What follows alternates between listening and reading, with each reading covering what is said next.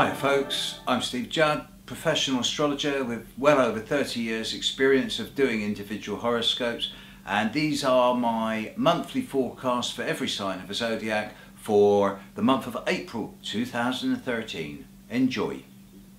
And this is the global forecast for April 2013. I'm hiding. No, it's not going to be that bad, but it's going to be a bit of a stinker. The outer planets, Uranus-Pluto square is really coming into shape again. The full moon at the end of March, bearing in mind I'm recording this in mid-March, the full moon at the end of March, that brought a lot of changes, a lot of sudden changes as well, and April was still reeling from them. Uranus-Pluto square continues. Saturn, Neptune, Jupiter, they're all sort of moving in their own pathways. There's no new large-scale planetary interaction beyond the Uranus-Pluto square and the Saturn-Pluto sextile. Fine. It is the minor planets, and these are the triggers for a lot of things. What's really significant is the movement around Aries. We start the month with Mercury in Pisces and Venus and Mars in Aries, and then within 24 hours of each other, Venus and Mercury swap signs. As Venus moves out of Aries, Mercury moves into it around the 14th and 15th. Mars will leave Aries on the 20th. There will be a one-day period around the 14th when there will be 5 planets in Aries. But what really concerns me is that when this stops and we move into the second half of April, the Aries new moon on April the 10th at 20 degrees of Aries is very close to both Venus and Mars. So I imagine that the Uranus in Aries drive for more individuality, more human rights, more rights of the individual, and letting the individual's voices be heard. This is going to reach higher and higher heights as we get into early April. And I actually feel that that new moon in Aries is a beautiful time for people to initiate new things, for really vibrant and positive things to come out of this. The full moon at the end of April, the Scorpio full moon.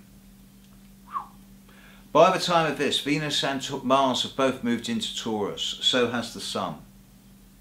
And at the full moon, whilst Venus has moved on, Mars has not.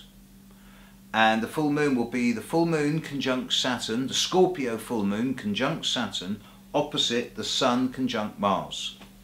Mars opposite Saturn on a Scorpio full moon. That sounds pretty warlike. Now I'm an optimist, so I'm not going to talk about war as in guns and shooting and all that. But I'll tell you what, that full moon in Scorpio on top of Saturn, that talks about something coming up from the depths. That talks about something, a surgical strike and manipulative. And because it's opposite Mars, it does talk about incision.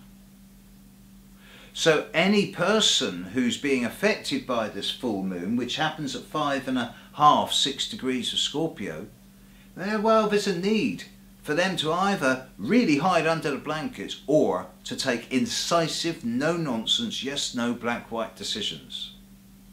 And I suspect the latter will occur pretty much around the world. I'd love to be able to say that this is going to be an easy month, but it's not. We're still in the Uranus-Pluto square, have been 3 years, will be another 3 years. This is not normal, folks.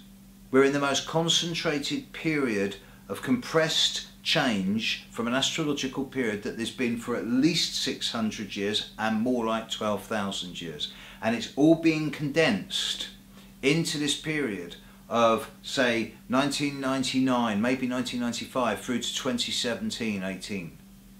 And we're going to be incredibly bored when things are much more complacent in 5 years' time. That's no consolation now.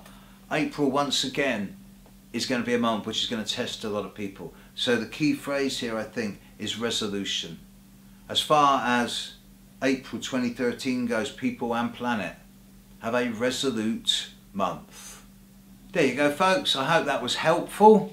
You can find out more about me on my website at www.stevejudd.com. On my services page, you'll find out everything I do, whether it be relationship comparison, astrocartography, 6-month forecasts or 10-year forecasts. You'll find out details about my book And if you sign up on the front page, you'll get my monthly newsletter of all my written sun sign forecasts as well. And don't forget, I'm running the Green Gathering. I'm one of the people running the Green Gathering this year, and I will be offering a promotional offer to everyone on my newsletter list for cheap tickets to this year's Green Gathering.